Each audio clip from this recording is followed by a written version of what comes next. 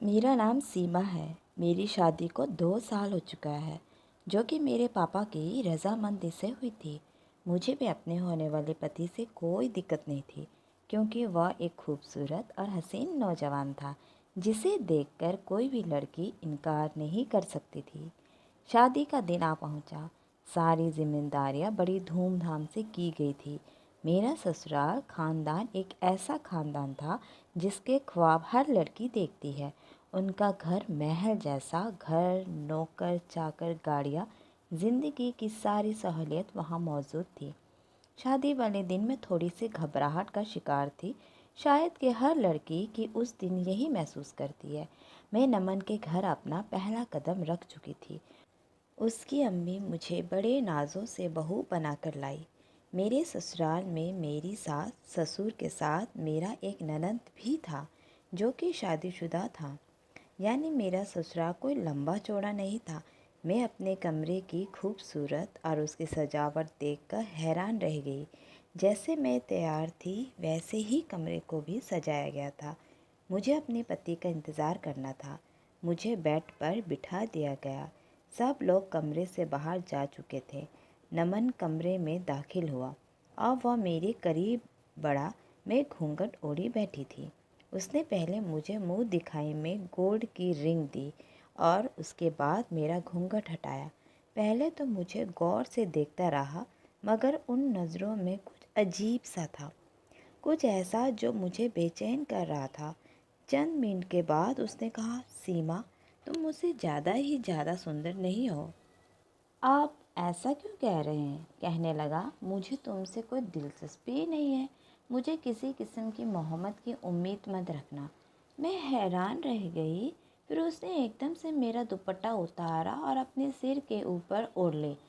यह देखो, मैं इस दुपट्टे में तुमसे ज़्यादा हसीन लग रहा हूँ। मगर मुझ में उसे देखने की हिम्मत कहाँ थी।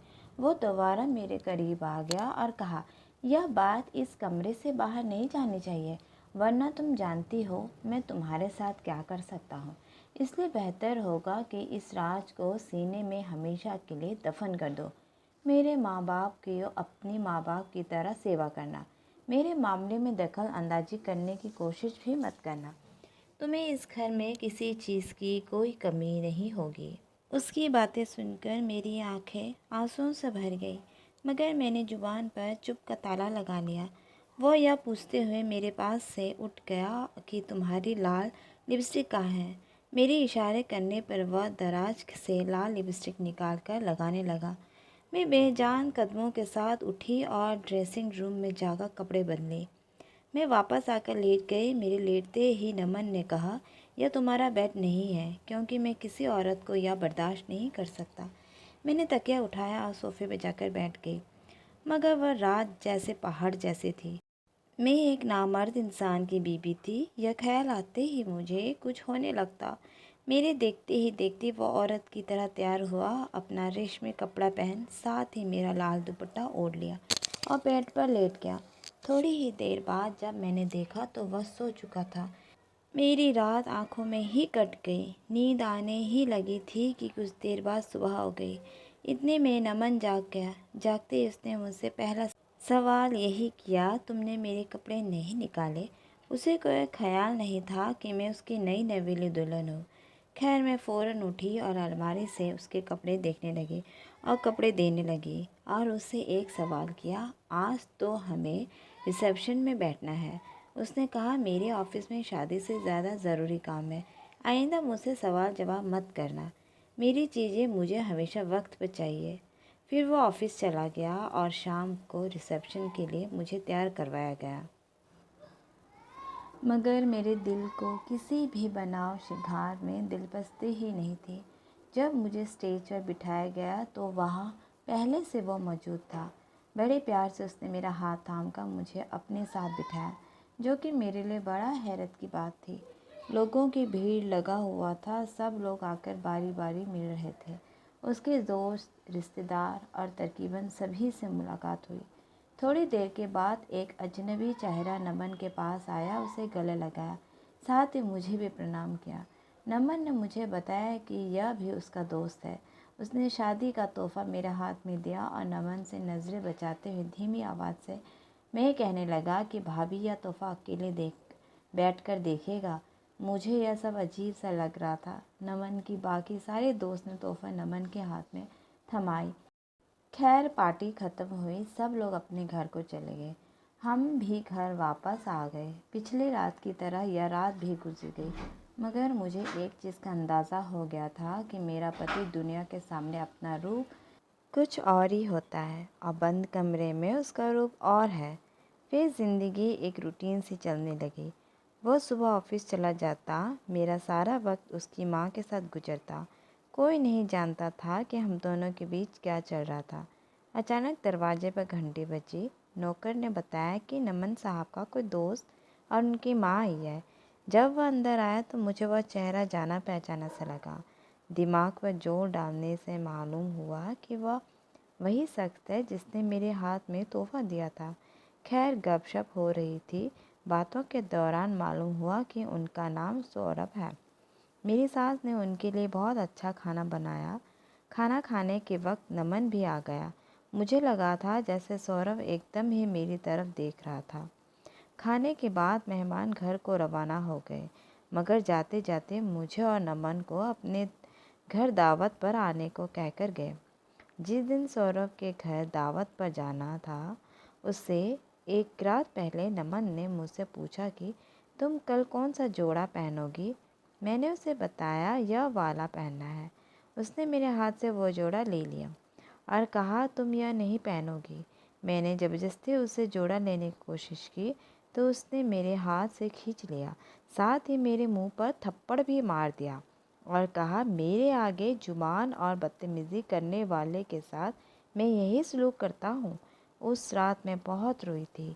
अगले दिन दोपहर के वक्त मैं और नमन तैयार होकर कमरे से बाहर निकले तो नमन ने मेरा हाथ थाम लिया और मुझे मेरी सास के साथ ले गए। उन्होंने हम दोनों की खूबसूरती को सहारा और कहा भगवान तुम दोनों को सलामत और खुश रखे, बस अब मुझे जल्दी से दादी बना दो। उनकी इस बात पर मेरा दिल परेशान सा हो गया। फिर हम गाड़ी में बैठ गए। गाड़ी में बैठते ही नमन ने नया हुक्म कर दिया, मेरी माँ की हर बात का जवाब खुश होकर दिया करो। अगर वह कोई गलत बात भी करे तो तुम मुस्कुरा कर जवाब देना। अब तो मुझे नमन से डर लगने लगा था। सारा सफ़र यूं ही खामोश से कट गया। सौरभ के घर पहुँचे तो उसकी माँ और वह गेट पर हमारा इंतज़ार कर रहे थे। हम दोनों अपने चेहरे पर नकली मुस्कुराहट सजाए सबसे मिले और फिर उनके पास बैठ गए। सौरभ और नमन आपस में बातें करने लगे और मैं सौरभ की माँ के साथ बैठ गई। खाने की मेज़ पर सौरभ की नज़रें मुझ पर ही थी, जो कि मुझे अजीब सा बेचैन कर रही थी, मगर मैंने उसे नज़रअंदाज कर दिया। एक दो बार बहाने बहाने से उसने मुझसे बात करने की कोशिश भी की थी, जिसका मैंने सरसरी सा जवाब दे दिया था।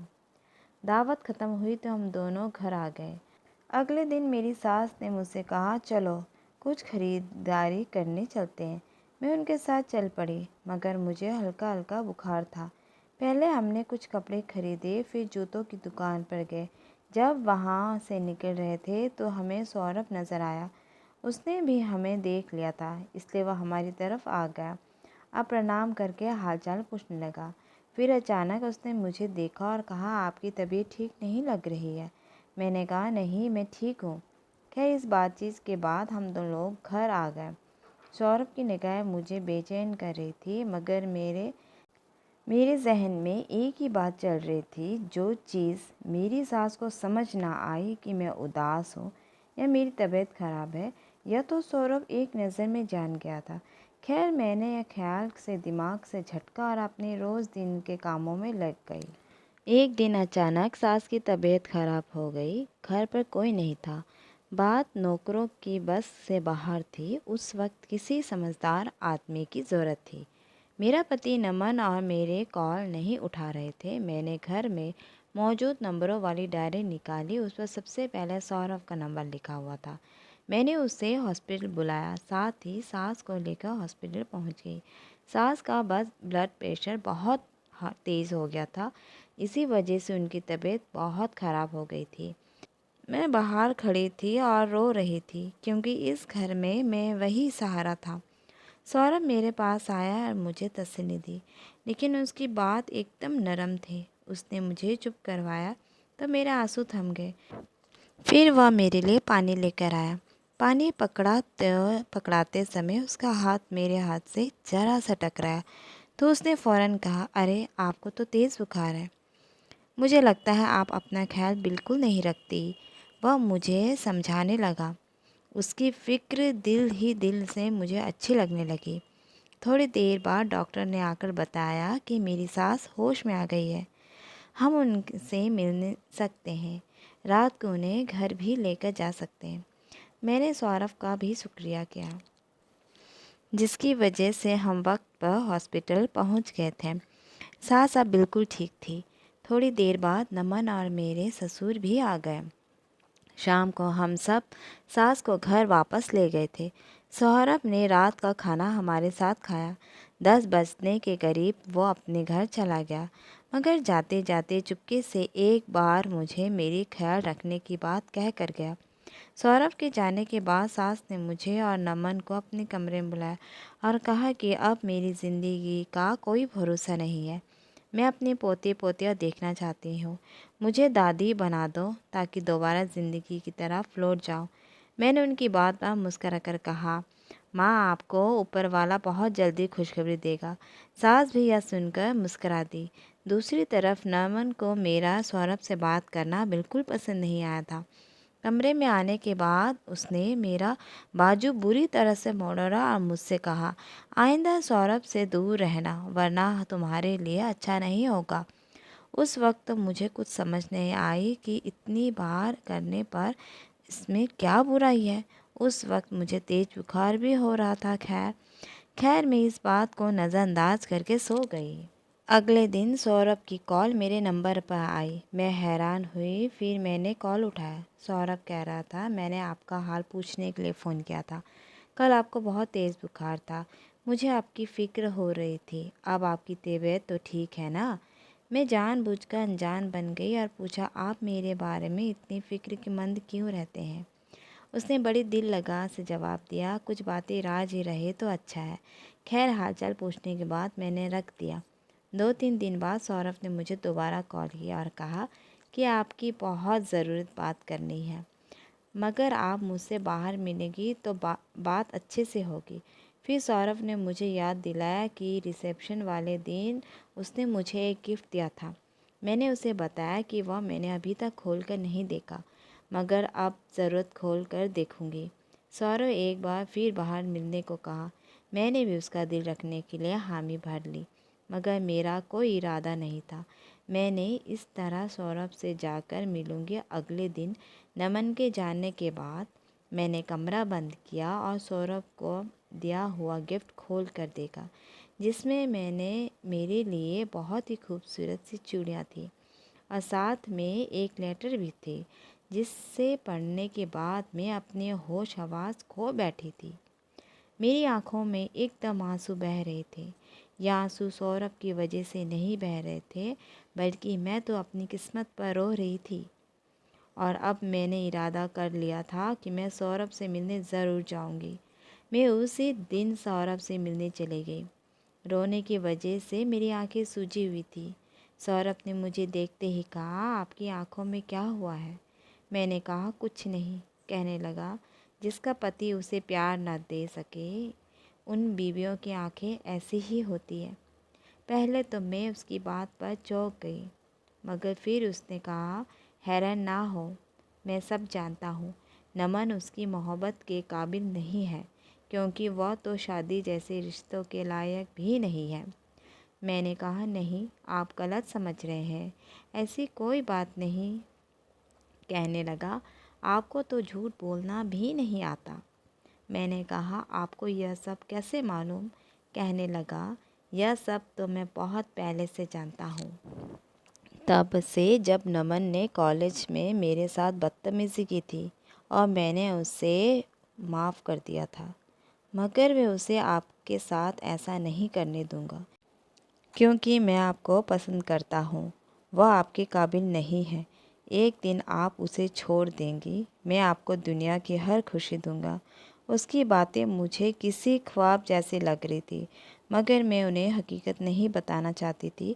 साथ ही मुझे नमन की वो धमकी भी याद आ गई जब उसने मुझे सौरभ से बात करने से सख्ती से रोका था। मुझे नमन के इस कदर भड़काने की वजह मालूम हो गई थी, क्योंकि शादी की रात वाली हरकत की वजह से मेरे दिल में उसकी कोई इज्जत बाकी नहीं रह गई थी। मैंने सौरभ का हाथ थाम लिया और कहा, फ़िलहाल तो नमन ने मुझे नहीं छोड़ा, मगर तुम्हारा फ़िक्र करना और मेरा ख्याल रखना, मुश्किल वक्त में मेरा साथ देना मेरे लिए इससे बड़ी कोई बात नहीं। मुश्किल वक्त में तुम्हारा साथ देने से मेरा हौसला बढ़ गया है। खैर, बाकी प्यार मोहब्बत की बातें होती रहेगी। घर आकर भी उसका ख्याल मेरे चेहरे पर मुस्कुराहट ले आता। जब नमन का लड़ना झगड़ना अब कुछ भी महसूस ना होता। शादी को साल होने वाला था। मैं और नमन किसी भी पार्टी में जाते तो लोग पहले बच्चे का सवाल पूछते, जिसे सुनकर मुझे बिल्कुल बुरा न लगता, क्योंकि बच्चे का सुनकर उसे अपनी ही कमजोरी महसूस होता था। अब जब भी मौका मिलता मैं सौरभ से मिलने चली जाती। करीब 6 माह ऐसे ही चलता रहा। एक दिन अचानक मेरी तबीयत खराब हो गई। नमन घर पर था। मैंने नमन को कहा कि मुझे डॉक्टर के पास ले चलो। डॉक्टर ने चेकअप के बाद नमन को कहा कि आप बाप बनने वाले हैं। मैं तो एकदम चौंक गई। नमन मुस्कराया और डॉक्टर से सावधानी बरकरार पूछने लगा। हॉस्पिटल में निकलने के बाद हम गाड़ी में बैठे। मेरा दिल तो धड़कन बहुत तेज हो गई थी। नमन बिल्कुल खामोश था। घर आते ही उसने सबको बता दिया कि मैं माँ बनने वाली हूँ। सब यही समझ रहे थे कि मैं नमन के बच्चे की माँ बनने वाली हूँ। सब खुश थे। यह सुनकर नमन कमरे में चला गया। मैं भी उसके पीछे कमरे तक आ गई। मुझे देखते ही नमन मुस्कुराने लगा और बोलना, चलो आज यह दिक्कत भी हल हो गया। अब कोई मुझसे सवाल नहीं करेगा और ना ही कोई मेरी मर्दानगी पर शक करेगा। मैं उसकी बात सुनकर हैरान और परेशान हो गई, लेकिन फिर उसके अगले सवाल ने मुझे और परेशान कर दिया। कहने लगा, अच्छा तो बताओ यह बच्चा किसका है? पहले तो मैं चुप रही, फिर मैंने डरते डरते जवाब दिया, यह बच्चा सौरभ का है। यह सुनते ही उसका दिमाग चकरा गया। कहने लगा, यह क्या बकवास कर रही हो? सौरभ सिर्फ मेरा है, तुम्हें उसके बच्चे का गिराना होगा। मैं उसकी इस बात के लिए बिल्कुल तैयार ना थी। मैंने कहा, मैं ऐसा हरगिज़ नहीं करूँगी। उसने मुझ पर बहुत गुस्सा किया। उसके रवैये पर मैं हैरान हो गई। मैंने उस वक्त खामोश रहना ठीक समझा। उसके बाद रात हो गई। मैं अपने बच्चे को बचाने की तरकीबें सोच रही थी। रात के 2 बजे का वक्त था जब नमन सोया हुआ था। मैंने दिमाग में तरकीब आई कि मैं यहाँ से भाग जाऊँ, शायद यही हल है, क्योंकि बच्चे को उससे बचाने के लिए मैं और कुछ नहीं कर सकती थी। सुबह होते ही नमन मुझे ज़बरदस्ती डॉक्टर पास ले जाता और मेरा अबॉर्शन करवा देता। मैं चुपके से घर के पिछले दरवाजे से बाहर निकली और रोड पर तेज़ तेज़ चलने लगी। मुझे उस वक्त कुछ भी समझ नहीं आ रहा था मैं किस तरह जाऊँ। रात के इस वक्त कोई रिक्शा भी नहीं था। मेरे दिमाग में बस एक ही बात थी कि मुझे नमन से दूर जाना है, बहुत दूर, ताकि वह मेरे बच्चे को नुकसान ना पहुंचा सके। मगर शायद कुदरत को कुछ और ही मंजूर था। अचानक एक गाड़ी आई और उससे मेरी टक्कर हो गई। मेरी आंखों के आगे आखिरी मंजर धुंधला अंधेरा सा था। मेरी आंखें खुली तो मैं हॉस्पिटल के बेड पर थी। मेरे सामने सौरभ बैठा था। मैं नहीं जानती थी वह यहाँ कैसे आया। उसे कैसे मालूम हुआ कि मैं घर से बाहर जा रही हूँ। उसे देखते ही मैंने कहा, सौरभ प्लीज़ मेरे बच्चे को बचा लो। उसने मुझे तसल्ली देते हुए कहा, सीमा अब तुम्हारा बच्चा इस दुनिया में नहीं रहा। मेरी तो यह बात सुनते ही दुनिया लौट गई। मैं रोने लगी थी। सौरभ ने मुझे बहुत तसल्ली दी। उसने कहा, बच्चा दोबारा भी हो सकता है, परेशान होने की ज़रूरत नहीं। वह मुझे चुप करवाने की कोशिश कर रहा था, मगर मेरे आंसू थम ही नहीं रहे थे। सौरभ तसल्ली दे रहा था, मगर मुझे लग रहा था मेरी ज़िंदगी में कुछ बाकी ही नहीं है। उस दिन के बाद मेरी किसी से बात करने का दिल ना चाहा। एक रात मुझे ख्वाब में लगा जैसे नमन मेरे पास आया है। वह मुझसे कह रहा था कि अब तुम्हें मुझसे कोई नहीं बचा सकता। उस दिन मैं इतनी बुरी तरह डर गई कि मुझे पूरी सुकून की नींद ही न आई दोबारा। सौरभ ने बहुत कोशिश की मेरा दिल बहलाने की, पर मेरे चेहरे पर मुस्कुराहट देखने के लिए तरस रहा था। मगर मेरे अंदर कुछ बोलने की ताकत ही नहीं रही थी। डॉक्टर की 6 महीने की मेहनत के बाद मैं उठकर चलने फिरने और बोलने के काबिल हुई। मुझे उसने अपनी मोहब्बत का बार बार यकीन दिलाया। सौरभ की मोहब्बत का खूबसूरत इजहार सुनकर मुझे ज़िंदगी हसीन लगती। उसने मुझसे साथ चलने को कहा, जिस पर मुझे बहुत ताज्जुब नहीं था। मैंने उसे कहा, तुम्हारे घर वाले नहीं मानेंगे, मगर उसने मुझसे यह खुशखबरी सुनाकर एक बार फिर ज़िंदगी की उम्मीद दे दी कि वह उसने घर वालों को पहले ही मना चुका है। उसके साथ मुझे बिल्कुल रानी वाला मैं एहसास हुआ। मैंने नमन के तलाक का मुकदमा चला दिया। बहुत जल्द हमारी तलाक हो गई। उसके बाद ही सौरभ ने मुझे शादी कर लिया। शुरू में सौरभ की माँ का रवैया मेरे साथ ज़रा सख्त था, जिसकी बड़ी वजह यह थी कि वह मेरी सास की बहुत अच्छी दोस्त रह चुकी थी। मगर सौरभ की मोहब्बत उस सख्त से कई गुना बढ़कर थी। धीरे धीरे आंटी ने मुझे पसंद करना शुरू कर दिया। उन्होंने मुझे अपने दिल में स्वीकार कर लिया। अब मैं दोबारा माँ बनने वाली हूँ। आज सौरभ और मैं अपने किए गुनाह की भी ऊपर वाले से माफ़ी मांगते हैं। बेशक वह माफ़ करने वाला है। उन्होंने जो गिफ्ट मुझे दिया था उसमें भी यही लिखा था कि तुम्हारा पति नमन शादी के लायक ही नहीं है। तुम उसके साथ कभी भी खुश नहीं रह पाओगी। तुम मुझे पहली ही नज़र में बहुत अच्छी लगती हो।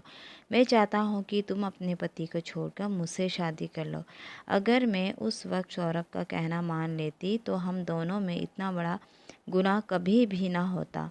हम ऊपर वाले अपने गुनाह की माफ़ी मांगते हैं। मेरी ज़िंदगी सौरभ के साथ बहुत ही अच्छी गुजर रही है। सौरभ मेरा अपनी जान से भी ज़्यादा ख्याल रखता है।